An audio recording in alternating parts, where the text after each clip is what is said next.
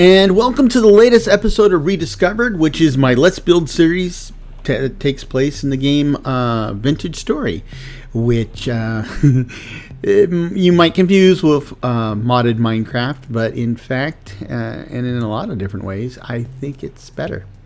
So with that said, it is a much more heavily based survival game, and up to this point we've been working our way toward not just surviving but thriving. And in the last episode we finally moved here, which is our permanent fortified house, though at the moment everything is crammed into the basement. So this isn't the permanent arrangement, but we are in the permanent building, and that's good because the building's made of stone, it's well lit, and it's generally, well, I hesitate to say monster proof because as soon as I say that we will have monsters in it, but it's certainly more monster resistant than where we were before. And it opens up so many possibilities because our little dirt hut that we were living in is no longer needed. So we can take that down, and that allows us a bunch of dirt that we can use. Plus, we'll be able to set up that space for our flower garden, which is where, of course, we plan to have a number of beehives. And we will formalize and extend the area where we will have pit kilns and the charcoal kiln, and we'll build a shelter to keep that out of the elements. And I think we have, now that the dirt hut's coming down, we have enough space to go even further, right? So we can start getting cuttings for fruit trees and start planting those. We can get we can build a chicken coop and start domesticating chickens. There's just so much to do, and now there's really nothing holding us back. Now at some point I would like to go prospecting again. Borax. Oh boy. When I picked this up, I thought it was just a piece of quartz. I didn't mark where it was, but borax is important. I mean, borax is what we'll need when we make an iron anvil. We'll need the borax to basically weld the two anvil pieces together, because the current anvil I have is copper, and those ones are easy. You just make a mold and cast the anvil as one piece. But the first iron anvil, you actually have to cast it in two pieces, and then you weld them together, and I'll need borax for that. And now I know borax is out there, I just don't remember where I picked that up, so it's going to be a lot harder to find. Okay, so right now I'm just resetting the torches, right? Don't want them to burn out. And let's look at our, that's not right. So when I loaded this up, there was another patch, and I patched it, but it looks like there was a hit. So most of these vegetables should be 1.6, 1.7, 1.8 years, and they're almost all 1.3 years, which, I mean, that's not a huge drop, but it's non-trivial. I mean, those grains should be 9 point something years. So something changed since the last episode, and I'm glad I'm aware of it. I can plan accordingly. Oh, that kind of hurts. Ooh, it's dark. It's a beautiful clear night. So, oh gosh, and I left the door open.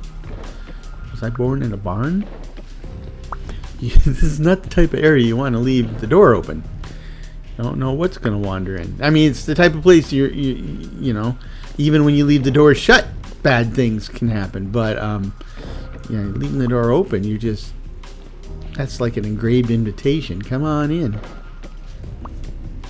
Anyway, let's see. So let's just make sure there's nothing bad on the island. I mean, I would like to use this time to tear down the dirt hut there, but I don't want to do that if there's a bunch of bad guys on the island. It's possible. Okay.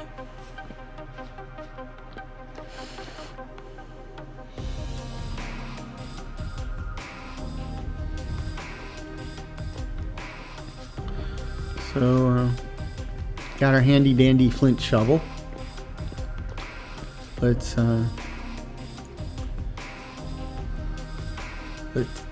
dig down deep.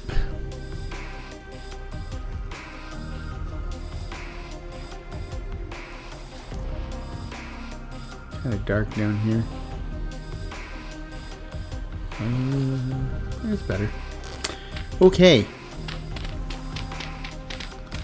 So I need to we dig up obviously the ceiling and the walls. The floors of rammed earth. We'll need to dig that up too.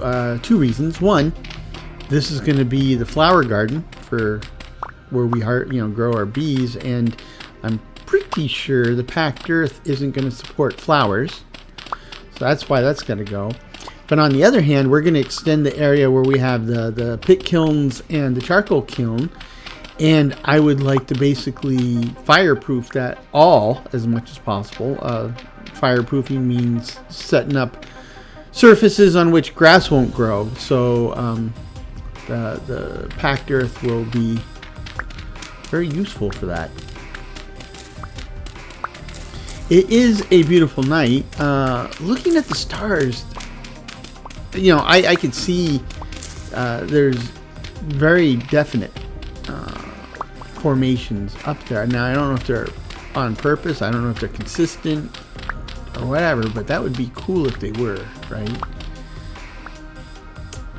Because this game world's big enough that navigation by the stars might be a thing, right? That might be a pretty cool and useful game feature. Of course. I don't go usually further than a 5-minute walk from the house because food, that's a major consideration. You need to have some food with you, and it doesn't last forever, so none of this Minecraft stuff where you get like 2 or 3 stacks of like steaks and off into the wilderness you go, going a couple 100 kilometers. No, that is not the case here. I can't get to the end of my block without being on the verge of starvation.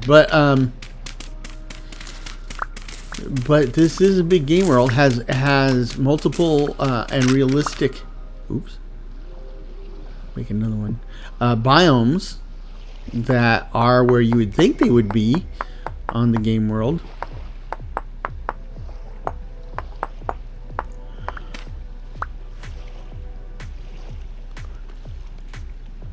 It's one of the things I love about this game, right? That type of attention to detail.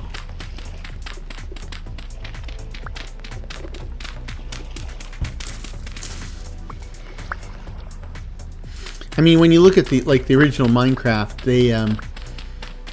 it was really, really rudimentary and very, very abstract, obviously. And ever since then, they've been slowly adding parts to it, but those parts weren't necessarily realistic. I mean, a lot of times it was just like what was easier to program or to kind of fit within the theme or story that they were already on track to build. Here, the mantra has been on realism since day one, and in the places where the game isn't realistic, there's essentially placeholder mechanics or a wink and a nudge, knowing that at some point in the future, it will become more realistic. So I'm good with that. Really good with that.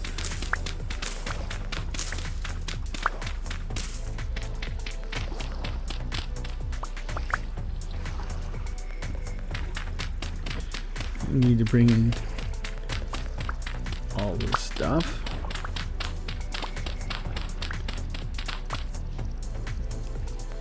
it's one of the things that I mean, in all these games, I've kind of mentioned in the past how they feel cozy. And part of the coziness, I think, is this almost built-in desire to kind of like build fences and claim land, right? This is mine. And that's what I'm doing with this island. I'm essentially creating my land separate from all the other land that's out there.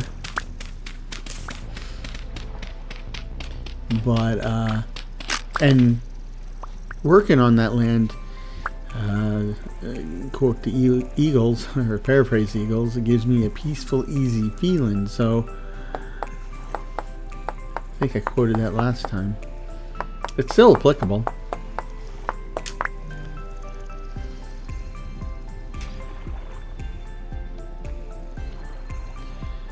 Okay.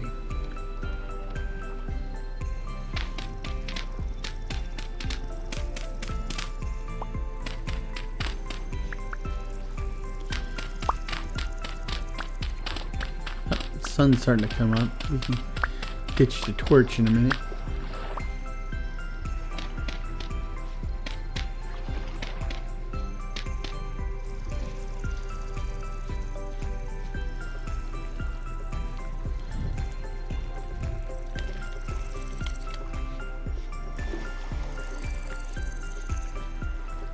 Now that I got a bunch of dirt, I think I can kind of build a land access to the front here. Now, yes, I do have a little thin strip of land you can walk on, but I think on the front, there's a couple different things I want to do. One, I want to build a proper bridge over to the mainland with a gate on it, so that at some point we could have mounts or carts or whatever's available, if such things are available, and then and you can bring it over, but at the same time too you can, like, shut the gate and keep the bad guys out. But on the other hand, most of my traveling around here is on my little raft, maybe someday a proper boat, and what I would like to do is build a dock. Doesn't have to be big and fancy, but it's something more than just like a side of the river type of thing, right? Just like, yeah, pull your boat up on shore and get out.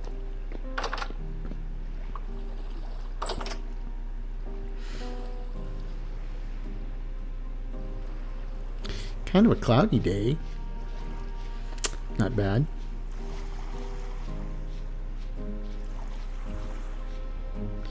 Okay, so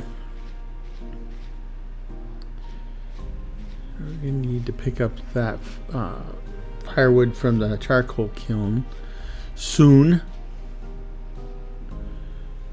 And with this wattle fence, we'll go ahead and lay things out. So that's 4 with 1 space for an entrance. 4 more, and then the next wall. This is basically the de facto standard Minecraft field layout. So you throw fences up and you have an internal space of 9 by 9. And in this case, we'll plant it all with flowers, and 9 by 9 is 81 spaces, but we'll plant it all with flowers except for 9 of those. Gotta pick up. There we go. No, that's not it.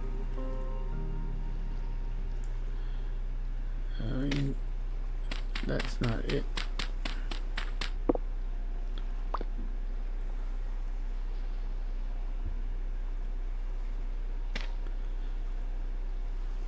What is the problem? Another block's in the way. You know what? I think I need to have an empty hand.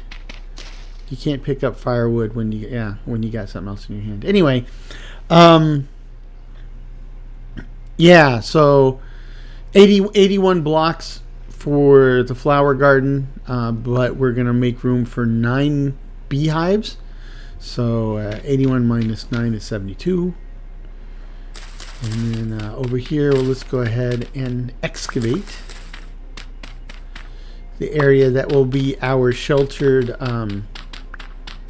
kilns, right? I will need to move the charcoal kiln to better access.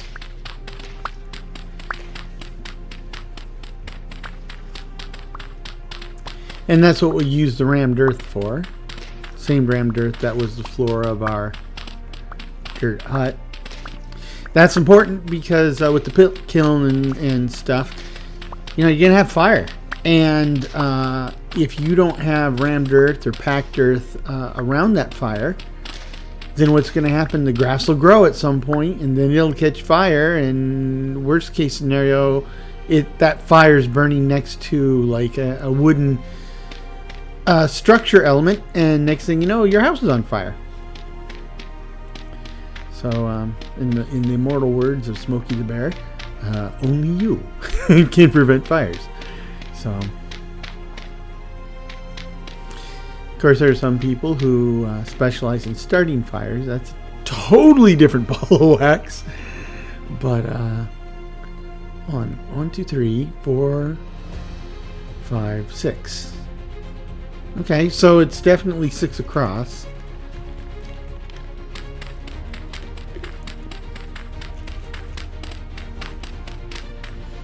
So we'll set this up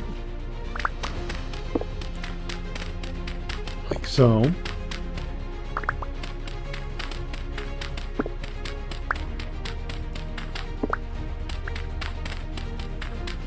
And this is the charcoal kiln. I don't need a really big charcoal kiln. There's no real advantage or economy of scale for having a huge charcoal kiln, and having the smaller one means I can fill it and get charcoal more frequently, and that's probably the most important thing at this point.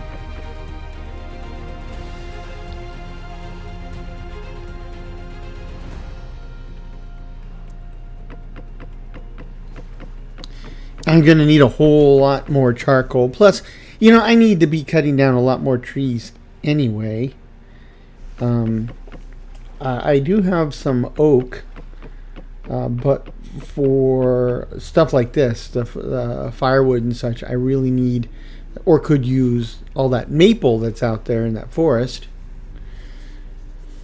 which we generally avoid because the trees hide the wolves that live there. So we definitely want to keep cutting down the trees because the less trees in the forest, the better we can see what's going on in the forest, including bad guys. I'm all for that. The forest is just like in real life, kind of a paradox. You'll find more food and resources there, but at the same token, too, it's more dangerous than being out in open prairie or something like that. You can hide dangers. And, of course, you know, the apex predators that live there, so...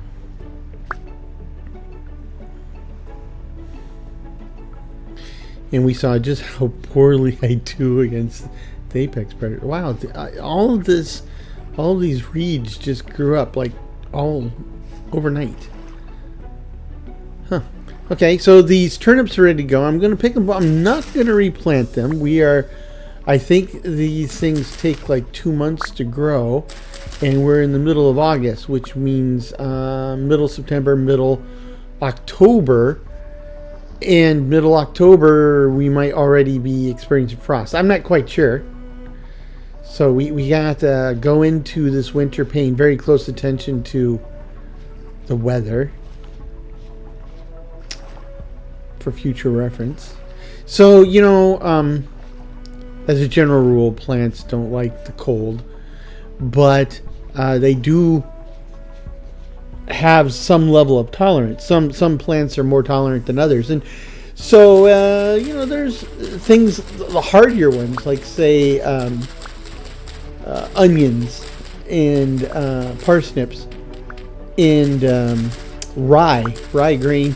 These are all more resistant, and so they could still produce successful crops even when the temperature dips to levels that would kill or drastically slow down other crops.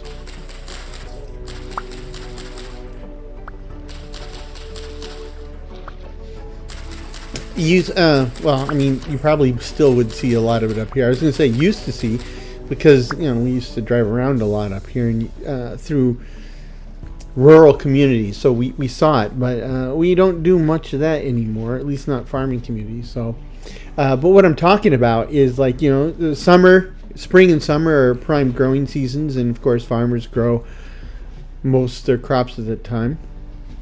And then winter usually means nothing's growing, but some farmers, they actually rotate in winter wheat during the fall or winter, which gets them another crop for the year, and that's some good stuff. Plus, generally, I think that the winter wheat, those types of wheats are from areas of the world that are cooler, maybe downright colder, but and those types of grains produced from those regions have a tendency to be much higher in protein and stuff, right? So that's good stuff. Now I'm making myself hungry. It happens. And of course, those types of breads with higher proteins, that forms gluten, right? Those are the breads or the grains that you use for making bread, right? And then wheat that has lower protein, you grind up into flour to make cake flour, right? Because you don't want your bread. You don't want your cake to be all tough and chewy, but you certainly want your sourdough to be. So I believe flour with a lot. I could have swore I had a lot more oak wood. I need a bunch of oak wood because we're going to use it to make all this tannin here. Tannin is what we need to make leather, and we've got there's a weak tannin and a strong tannin. Look at that, beautiful day. But either way you slice it, that's still a lot of tannin, and we use it up when we make the leather. So that's not what I meant to do. I just want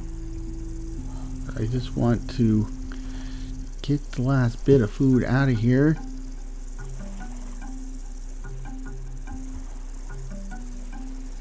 Like that. Okay.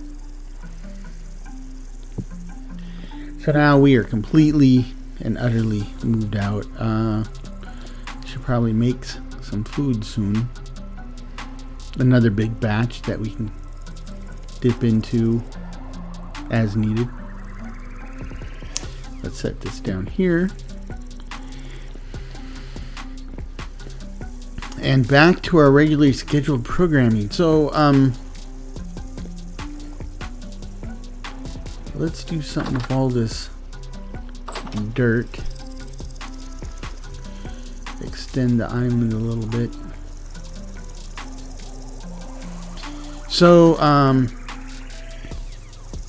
like I said, we want to make some space for the bee garden, which we did, and we lined that up. But now that we have the space allocated and even fenced in, we'll need to go pick some flowers, for the bee garden, because bees need those flowers for making honey.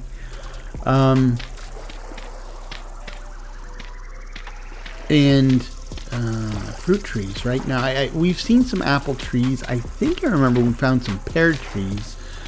And the way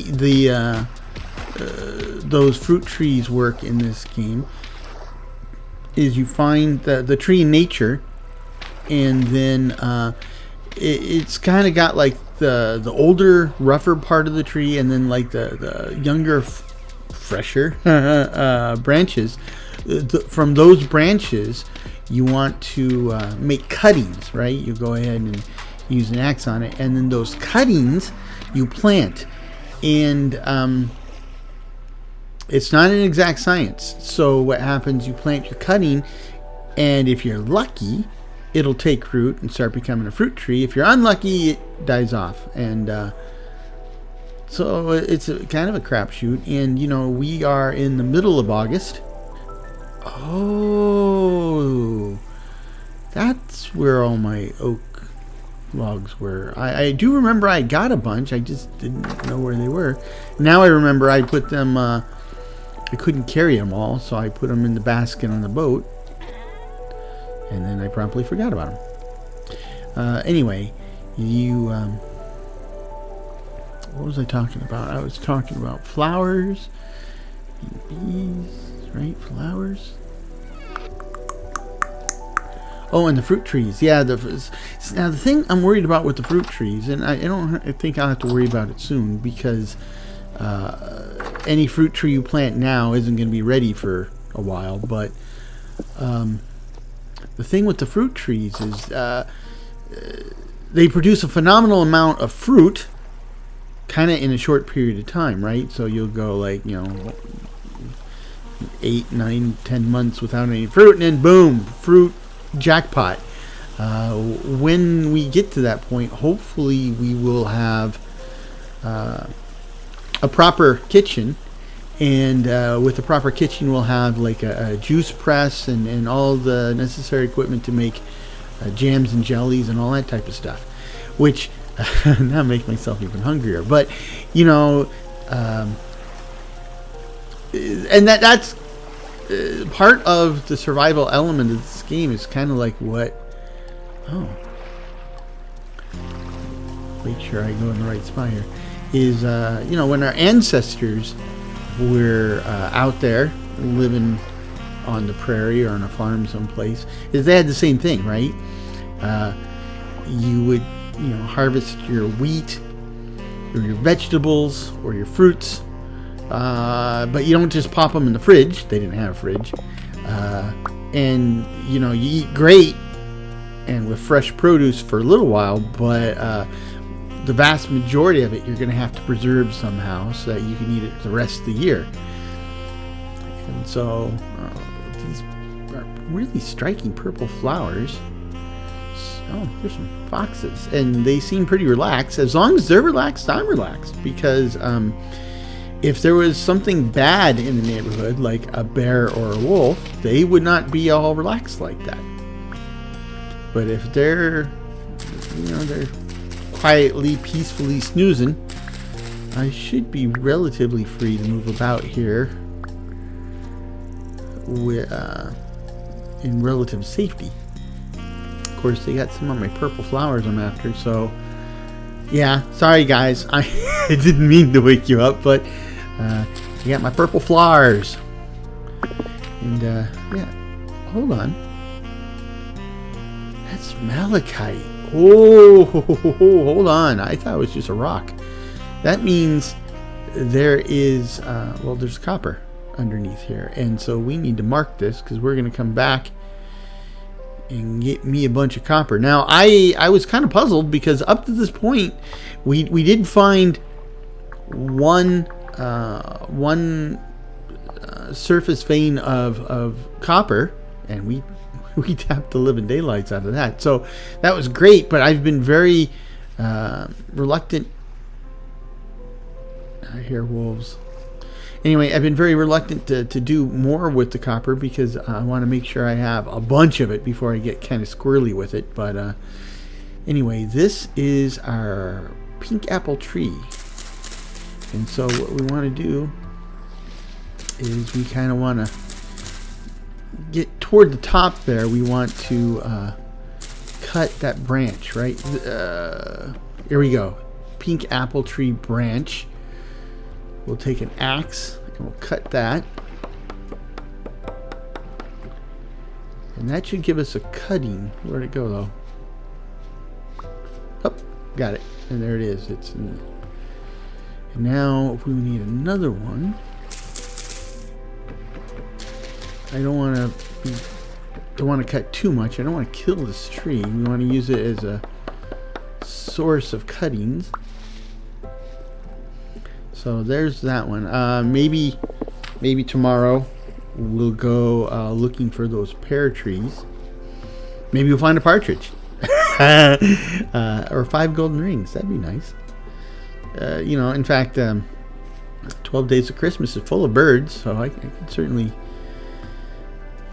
partridge, turtle doves, French hens. French hens sound good. In real life, I have an allergy to poultry, but I grew into that, right? So when I was a kid, I used to eat a mess of chicken. Oh, more copper. I'm looking at the map. I'm not sure if this is too close to be a second vein, but I don't know if such things exist. But I'm going to mark it as a second vein. Now, talk about feast or famine, right? I've been going all this time with only the one, and now in a single episode, I found 2. A stone's throw, literally a stone's throw away from each other. So I'm not going to complain, but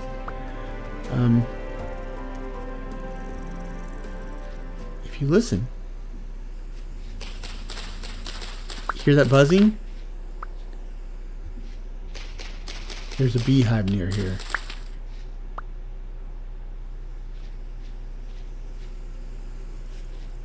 It's over here to my left someplace. I'm not going to go looking for it too much right now. We want to get set up our bee garden and build some skeps. Skeps are basically man-made beehives. So basically we'll have a place for the bees to go. And the way it works in this game, you find a beehive in the wild, which we kind of sort of did. We know there's one out there. And what we're going to do is we're going to, if we're lucky, it's ready to swarm and form a second beehive. If we're not lucky, or less lucky at least, then we will want to bring in a bunch of flowers so it gets to that point very quickly. And then, of course, you take your skeps and you stash them nearby. And the idea is essentially you're building, affordable housing for the bees. So when the mother hive gets a little crowded, they'll swarm into your nearby skep. And then you come by and pick up your skep and take it back to our little bee garden, and we'll set it up. And then basically we do the exact same thing, but all within the scope of our garden. Now the garden, I'm going to set it up. If you remember, the garden is, or the bee garden is 9 blocks by 9 blocks. Find a good place for these cuttings. I'm going to put them in a row around the island here. So let's see, 1, 2, 3, 4, 5, 6. That would put one right there. Let's take a look at that. That's probably too far apart. So how about 1, 2, 3, 4, and put one here. Okay, and you can see they have a 40% survival chance. Now, I could have swore that they had been tinkering with that survival chance, and the survival chance had been going up. I could have swore that. I'm just wondering, or maybe that's just for worlds that are created from now on with the new settings. Okay, we'll get there. Anyhow, here in the bee garden, it's like I said, the internal space is 9 by 9. And if you break that up, a 9 by 9 can be broken up into 9 plots of 9 blocks each. 3 by 3 laid out in a 3 by 3 pattern. And that means we'll take our first skep that we get from the wild bees, and we'll plop that in the middle, and then we'll set up 8 empty skeps all around it, and then at that point we're primed for success, right? And I can't stress enough, the reason you want bees and honey in like this, in a survival game like this. I mean, you know, in our modern world, we've got all sorts of sugars and stuff. In fact, a lot of us might be diabetic or pre-diabetic because we've had too easy access to sugars. But you know, in a survival in the wild type situation, we're kind of back down to what we're designed for, right? And humans, the reason we love sweet stuff and fatty stuff is those are all really rich sources of carbohydrates, energy, and finding that stuff in the wild, that's golden. And in this same case, if we had access to honey, then there's a whole bunch of good stuff we can do with that honey to really keep us fed. Now I'm getting all excited and hungry again. On top of that, you know, the bees, the internal structure of the hive is built of honeycomb, that hexagonal wax structure, right? And the honeycomb is built using beeswax. And besides minding your beeswax is useful for a whole bunch of stuff. Of course, if you're Catholic or Orthodox Christian, you use a lot of beeswax in candles, that, you know, votives and offerings and stuff like that. But beeswax is used in all sorts of cosmetics, and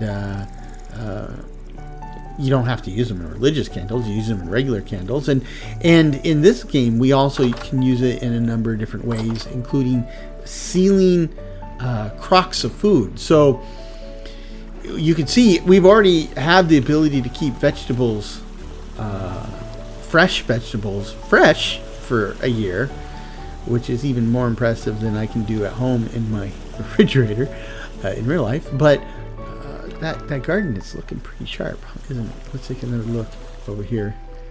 That is, I gotta find some more pretty flowers. So now we got our prospecting pick and we've got our regular pick. So we are gonna go back and maybe get some copper. I'm really excited about this because if we can get, you know, I'm always been kind of a hoarder. I've always, you know, saved stuff up until I need it and never squander my resources if it can all help it. I think this will give me enough copper that I'll feel confident that we can start doing more prospecting. And the prospecting is important because, well, first of all, we could use any metals we can get our hands on, but we would like to upgrade, right? With all that copper, all I need is just a little bit of tin or one of those other metals that we can use to form one of the 3 types of brass. Now this looks like this is the spot. So is it brass or was it bronze? No, it's brass. I'm pretty sure it's brass. Anyway, if I can make enough brass, I can upgrade my anvil. I can make a brass anvil. And the brass anvil is important because that's the first tier of anvil that could actually be used to forge iron implements. And I'm excited about iron because you don't find iron very often, but when you find it, you find a lot of it, right? So that's the trick. We get to the point where we find 1 or 2 loads of iron, and that'll probably be that'll probably be everything we need for a long, long time, maybe forever. It all depends on how far we go with this. You know, by the time we get an iron, that's going to be the time that I'm going to be trying to figure out the lore, right? This game's got lore. Don't know what it is yet. I do know that it's incomplete, right? And if I remember what I read correctly, it's about 20 or 25% complete. The whole lore line. And if we get to the point where we've gone through all the lore and that, you know, we're caught up, I don't know if I would want to stay in this world and just keep monkeying around waiting for the lore to come out. At that point, I'll have to make a decision. I may just keep expanding this world and waiting for lore as it's available. Nothing wrong with that. I mean, I actually kind of look forward to that. But this game, I mean, the vanilla version of this game has so much potential that when I look at the mods that are available and I think about what I could do with those mods on top of the awesome potential of vanilla, I'm really excited to get my hands on a modded version. Now, there is a trick to that, though, in that if and when we do move to... Oh my gosh, I just noticed the quality of this stuff is bountiful. I think that's the highest level of quality, which means I'll get a bunch of copper nuggets out of each of these blocks of copper. It doesn't get any better than this as far as copper goes. Okay, let's see. So we finished that. So we've got borax. Okay, and sulfur. Very poor, but minuscule amounts of cassiterite, galena, malachite, and halite. I don't know what those others are, but malachite is this stuff. And if it says, there's not a lot of this stuff, well, there certainly seems to be plenty for me. And I'd love to get that other stuff. Well, I guess I should probably figure out what the other stuff is. But yeah, if this is minuscule, oh, bring it on, baby. This is pretty awesome. Anyway, so modded Vintage Story. There are some fantastic mods. Some cases mods, like when I looked at it before, this is when I first started this. I haven't looked since because I don't want to get myself too worked up. But when I looked at them before, the mods tended to either be... Hold on. Am I all tapped out? Maybe. But, I mean, there might be... When you get to this point, you need to kind of tap around to see if there's more. But you remember I said it seemed to imply or find that there was a second vein nearby? Well, I need the limestone blocks, or stones anyway. So let's just kind of tunnel our way over to where we found that second bit on the surface. And if we're lucky... we'll find a second vein, and we'll just keep this up. And meanwhile, these limestone rocks are, we need these to make the cobblestone to build our house. So there's nothing going on here that is a waste. Everything here is useful. But so modded, their mods have a tendency either take the existing survival mechanic and either make it more detailed or expanding on the number of possible outcomes or something. Like there's a lot of cooking mods and agricultural mods that they grow the same way, but now you have a whole lot more things to plant and cook, right? So that's pretty awesome. There are mods that give you greater realism, either like in the world generation or how things work or act. You can fish in the vanilla game now. I haven't done that yet, but there were mods that really expanded the number of fish and added the fishing mechanic because there wasn't one. So, but you see, in all those cases, what the problem is that they do drop fairly regular updates. Oh, look at that. And it's also bountiful. Okay. I'm all for that. Oh, look at this. Anyway, they do a lot of regular updates on vanilla Vintage Story, and that's important because each update to vanilla potentially has a breaking change in one or more of your mods. And if you remember, if you've seen my other series for like Minecraft, those mod packs for Minecraft, I have like 200 to 300 mods in each.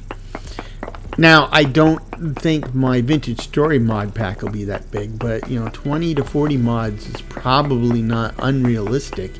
And then what'll happen is if we go that route, it's quite likely that it'll be very rare that we update the world, because we would need all 20 to 40 of those mods to be updated to be compatible with the latest vanilla release. And I don't know, like, again, with the Minecraft modding community is huge, and not only is it huge, but even when those rare cases where a mod author kind of gives up, 9 times out of 10 somebody will come by and ask them, hey, can I pick up where you left off and keep supporting this if you no longer are interested? And they usually say yeah, and so you're reasonably assured that your mod pack can continue to grow and adapt as time moves forward. So we'll see.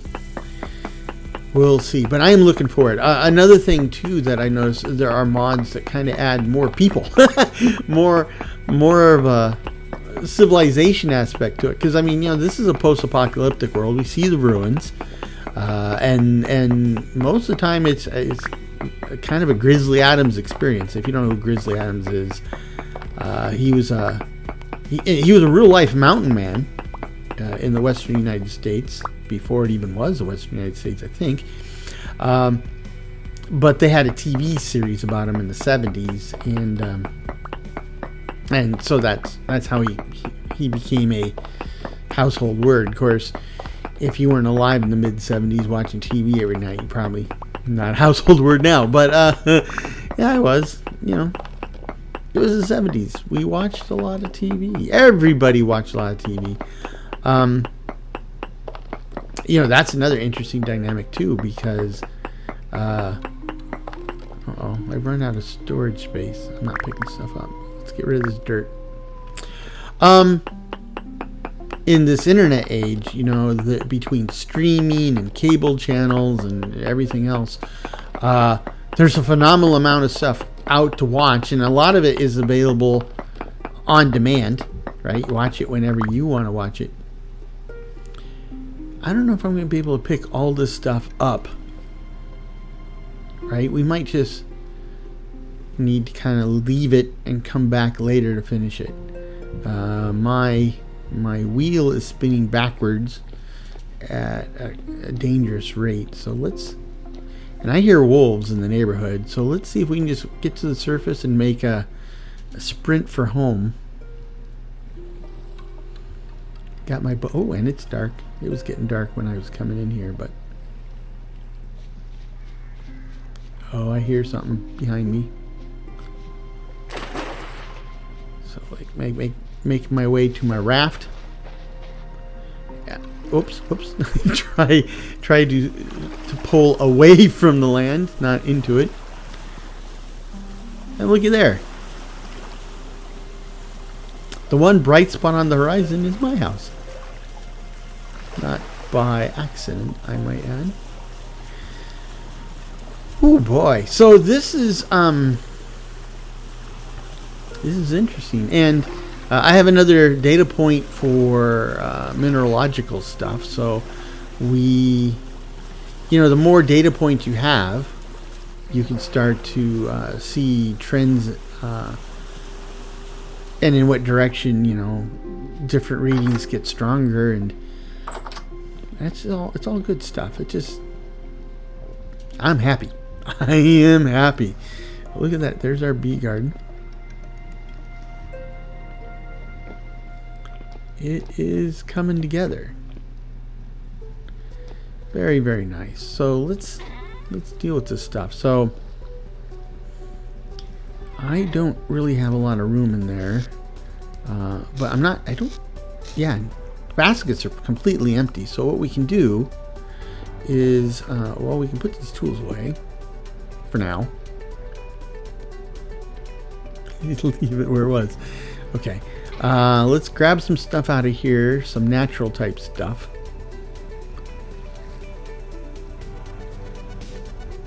And then we can throw in the copper stuff in here.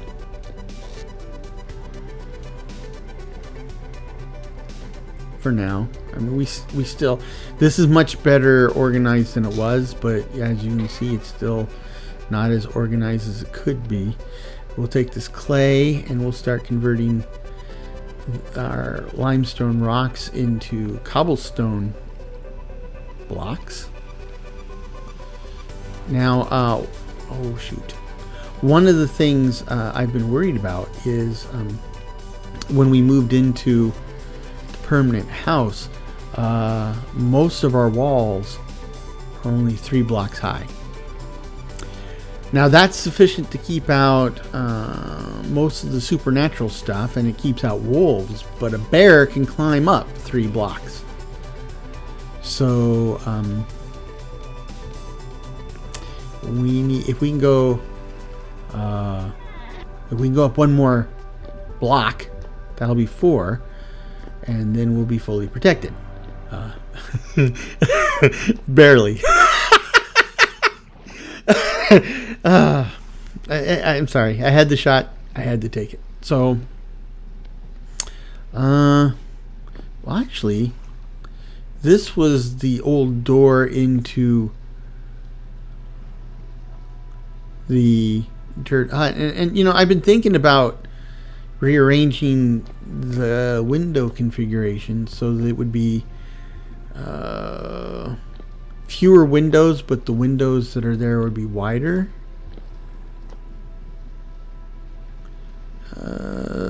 I can't. I saw lightning. I hear thunder. So, okay, I'll deal with the improved or changed window plan later. For now, let's just get this like all the others, and then raise the wall a little bit. So what did I have to go through for if they were on this side? Okay, whatever.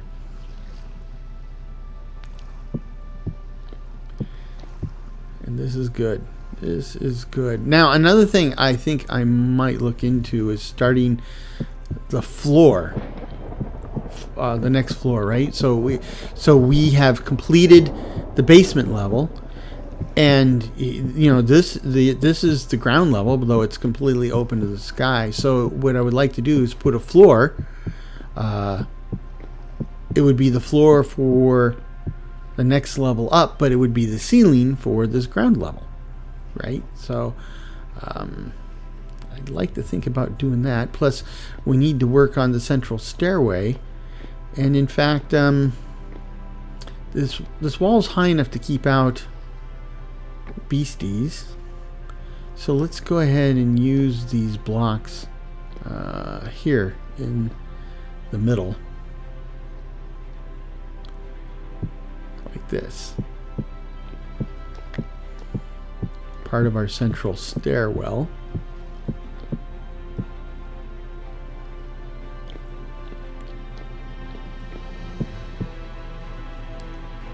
Oh boy, yeah.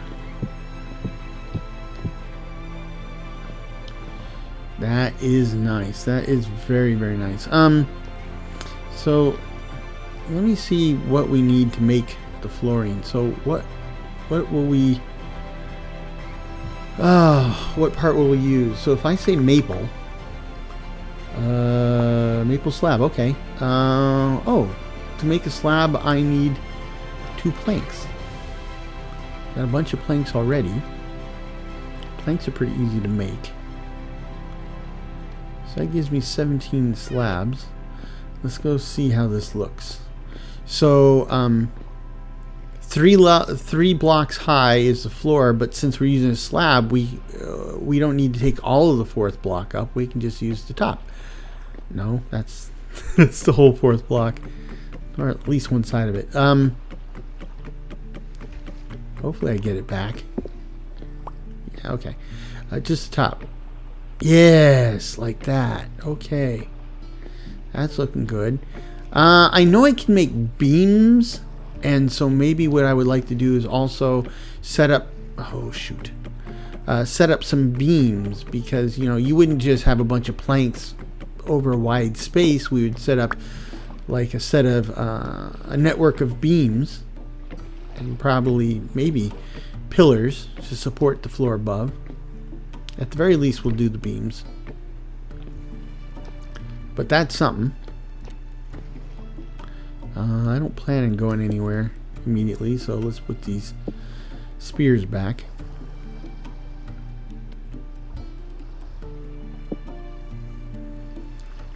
And I think we have earned ourselves a little rest. I don't know what time it is, but I'm sure it's probably late. So let's take a snooze. 2 in the morning. Yes, it is very late. Now we're on August 6th. An important day in our family history. A bunch of people in my family have August 6th is their birthday. So that thunder apparently was the harbinger of rain. Ooh. So these torches that were under cover are still lit. These other ones are knocked out. That's okay. They'll be fine when they dry out. But there we go. There we go. This is, and it's time, basically. I don't see any new crops ready to go.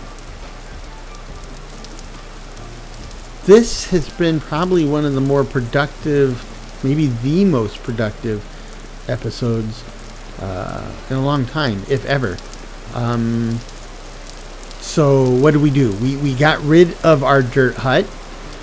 We did some farming. Yeah.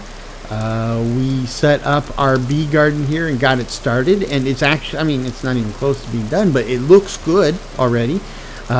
As an added bonus, we have a rough idea where we can go get some bees, so that's good. We got some fruit cuttings. They're sitting over there. 40% chance, so, you know, there's a good chance that one of those will survive, and I'm pretty sure I know where there's more, so we will go get some more cuttings next time. And again, it'll be a while before those trees start producing fruit, but hopefully when the time comes, we'll be ready for it. And beyond that, we've set up the space for the pit kilns and the charcoal kilns. We just need to build a structure to keep them dry and happy. And then we have a bit more land that will extend there, like you see in those sandbars. And you know, we'll build a chicken coop and a chicken pen. Maybe a pen for sheep. So, and of course we have knowledge of where there's more copper, so we'll go get that. We'll get more limestone, and now we'll start doing proper prospecting. This has really opened things up, you know. And the thing is a lot of this can even carry us through as stuff to do during the winter. So I'm pretty excited now. I mean, I was excited before, but now I'm like really excited. And hopefully you've enjoyed your time. Hopefully you're getting a little excited about what's going on and where we can go from here. And with that said, I hope to see you next episode. But until that time, I hope this finds you and yours in good health, good spirits, and perhaps just a touch of good fortune. Cheers.